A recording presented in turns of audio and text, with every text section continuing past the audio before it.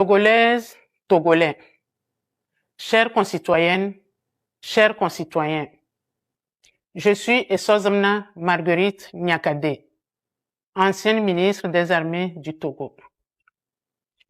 Je viens vers vous aujourd'hui avec respect pour la première fois en vidéo en tant que citoyenne togolaise. Je viens vous parler avec franchise et responsabilité, mais également avec un profond amour pour notre pays, le Togo. Je suis consciente que ma prise de position peut surprendre et déranger.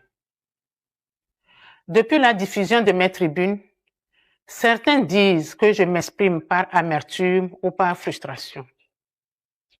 D'autres doutent de mes actions et pensent que je ne peux pas vouloir d'une sincère unité ou du changement. Je sais ce que cela peut représenter dans l'imaginaire collectif. À cela, je réponds, oui, j'ai des liens familiaux avec la famille Nyasingbe. Oui, mes enfants en sont issus. Cela est un fait. Mais il n'enlève rien à mon droit de m'exprimer en toute conscience sur la situation du Togo. Avant d'être lié à une famille ou à une communauté, je suis avant tout une citoyenne togolaise, lucide, qui n'accepte pas de garder le silence face à ce que subit mon pays, notre pays. Dites-moi, pourquoi devrais-je me taire au motif de mes origines ethniques, de mes liens familiaux ou parce que j'ai été ministre et sous prétexte d'avoir bénéficié du système? Non. Garder le silence face aux dérives que j'ai constatées quand j'étais dans le gouvernement serait trahir les valeurs qui me sont chères et qui constituent mes repères de vie. Ce serait renier ma conscience. Ce serait trahir le peuple togolais. C'est donc en toute légitimité que je revendique aujourd'hui mon droit de parole et que naturellement, je me joins aux voix qui appellent au changement. Vous savez, seuls les esprits fermés refusent d'évoluer. Chères concitoyennes et chers concitoyens, le silence dans ce contexte est une faute morale. L'inaction est une complicité et il est important de ne pas laisser la peur dicter nos actions et nos choix, car c'est en surmontant nos peurs que nous pouvons réellement avancer et agir de manière plus éclairée et courageuse.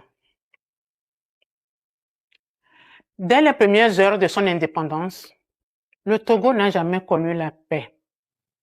Pas la vraie, pas celle qui libère et qui rassemble. Le Togo est resté enfermé dans un cycle ininterrompu d'abus, de violence et de répression contre sa propre population. Des parents ont été tués pour leurs opinions, d'autres contraints à l'exil, laissant derrière eux des générations meurtries, des familles brisées et des enfants grandir dans la douleur. Des Togolais, qu'ils soient du nord, du sud, de l'est ou de l'ouest, ont été contraints de fuir leur propre pays, non pas pour une meilleure vie, mais pour survivre. Toutefois, il n'y a pas que ceux qui sont partis. Il y a aussi ceux qui sont restés. Ceux qui vivent au Togo et qui ont appris à se taire par peur et par instinct de survie. Des citoyens emprisonnés, privés de leurs droits les plus élémentaires et de leur dignité. Nous pensons à tous les Togolais, d'ici et d'ailleurs, qui portent en eux des blessures profondes, des douleurs anciennes et des colères légitimes. Il serait difficile d'imaginer toute cette souffrance parce qu'il faut la vivre pour la comprendre. Il est temps d'arrêter toutes ces souffrances, d'assumer les erreurs du passé et de faire du Togo un pays de repentance, un pays de justice, un pays de mémoire.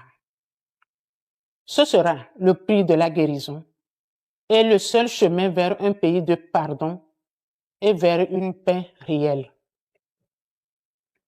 Nous devons aussi avoir en mémoire que le problème togolais n'est pas une région. Le problème n'est pas non plus un nom de famille, ni une communauté. Le vrai problème, c'est un système qui a trahi les espoirs du peuple. Et ce système doit être combattu et changé. Chères concitoyennes, chers concitoyens, notre pays ne se construira pas dans la division, mais dans l'unité afin de faire du Togo une nation. Nous avons tous un rôle à jouer afin que nos concitoyens de l'extérieur puissent rentrer chez eux et que tous les Togolais vivent en paix, parlent sans peur et marchent sans crainte. C'est ensemble que nous reconstruirons notre pays dans la fraternité et la détermination. Le temps du silence est terminé. Le moment est venu de dire les choses avec clarté. Nous avons besoin d'un Togo nouveau, d'un pays libre, juste, réconcilié et tourné vers l'avenir. Le Togo est en effet un pays riche, doté de ressources humaines et naturelles considérables. Il devrait être un modèle de développement. Hélas, les années de privation de liberté, de mauvaise gouvernance, de corruption endémique et d'impunité ont gravement compromis notre avenir collectif. Nous sommes conscients qu'il n'est pas facile de gouverner et de diriger. Mais le régime actuel a eu le temps, les moyens et toutes les opportunités pour changer le destin du Togo. Malheureusement, il a échoué et il n'y a plus d'excuses. Laisser Faure Gnassingbé au pouvoir encore ne changera rien. Il doit, d'une manière responsable, démissionner pour laisser la place à une transition apaisée, inclusive et nationale en vue de la reconstruction de notre pays. Le peuple togolais doit prendre ses responsabilités pour intensifier son engagement citoyen dans la paix et la légalité pour que le changement tant attendu devienne réalité. Le Togo doit renaître. C'est une réalité historique. Aucun peuple ne peut accepter indéfiniment cette oppression, cette misère, ce mépris et cette injustice. Je saisis l'occasion pour lancer un appel une fois de plus aux forces armées et aux forces de défense et de sécurité à se ranger aux côtés du peuple pour la libération et la reconstruction de notre pays, le Togo. Trop de sang a coulé sur la terre de nos aïeux.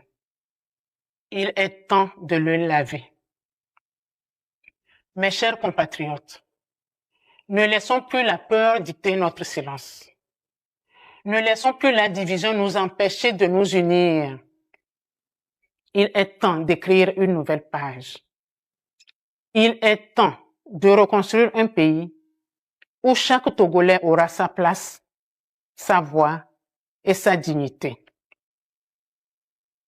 Chers compatriotes, l'histoire nous regarde. Nos enfants attendent et le Togo espère un seul peuple, une seule nation, un seul avenir, le nôtre. Je vous remercie.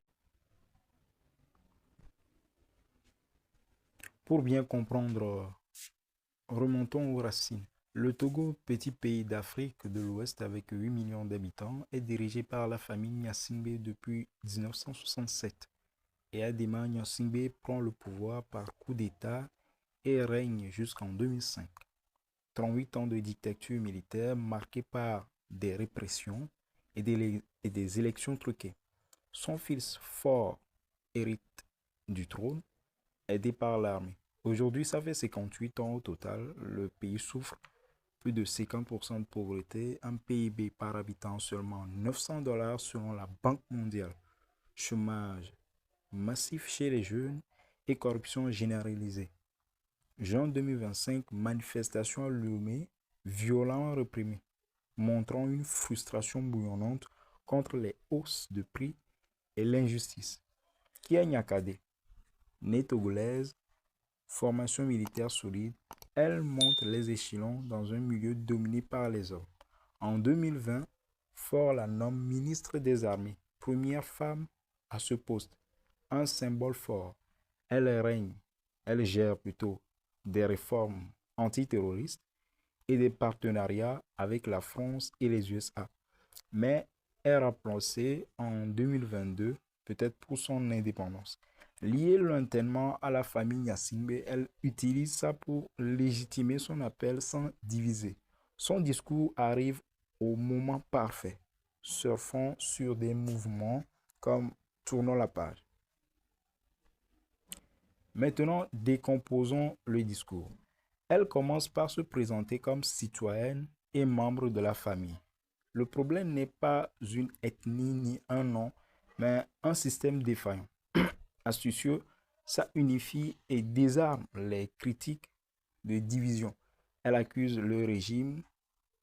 Il a eu le temps, les moyens, toutes les opportunités, mais a échoué. Plus d'excuses. Elle liste les mots oppression, pauvreté, injustice et trop de sang coulé sur la terre de nos aïeux. Une référence aux massacres passés comme ceux de 2005. L'appel à la démission de Faure pour une transition apaisée et inclusive nationale vers la reconstruction. Inclusive signifie impliquer. Opposition, société civile et diaspora. Aux forces armées, se ranger du côté du peuple pour tourner la page de l'oppression. Stratégique car elle connaît les officiers.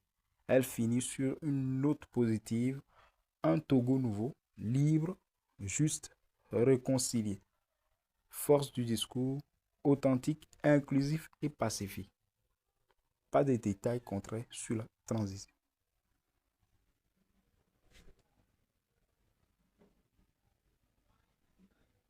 Quelle implication si Faure démissionne? Ça pourrait mener à des élections libres, une nouvelle constitution limitant les mandats et des réformes économiques imaginées. Stabilité attire investissement comme au Rwanda avec une croissance de 7% post-génocide, mais un risque énorme. Répression accrue, coup d'État ou intervention de la CEDEAO. Les opposants comme le professeur David Dosset voient une confirmation de dérive autoritaire. Dr Jean-Emmanuel Gagnon veut une armée professionnelle avec le peuple. La diaspora applaudit, organise des pétitions en Europe et aux USA. Internationalement, médias comme DW couvrent ça. Et des puissances comme la France surveillent, soutien antiterroriste à fort, mais pression sur les droits humains. On peut comparer le contexte. Au Soudan en 2019, où l'armée a lâché Bachir après des protestes, ou au Sénégal en 2024, avec Faye élu sur fond de colère populaire. Un succès au Togo pourrait créer un effet domino contre les dynasties africaines, comme au Cameroun, au Gabon, etc. Bon, maintenant, on va imaginer le scénario. Si Faure ignore, réprime, tension monte, plus de manifestations. Il y aura plus de manifestations. Mobilisation massive et internationale force la transition pacifique.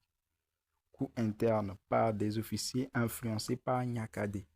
Personnellement, je pense que le timing est propice. Le peuple est fatigué et des voix internes comme elles changent la donne. Mais ça dépend de l'unité de la non-violence. En conclusion, ce discours est un cri courageux pour un Togo meilleur. Soutenez pacifiquement. Partagez cette vidéo, rejoignez les pétitions, discutez-en, likez si vous croyez au changement. Abonnez-vous, commentez. Merci d'avoir regardé et que le Togo trouve la paix et la prospérité. Peace out.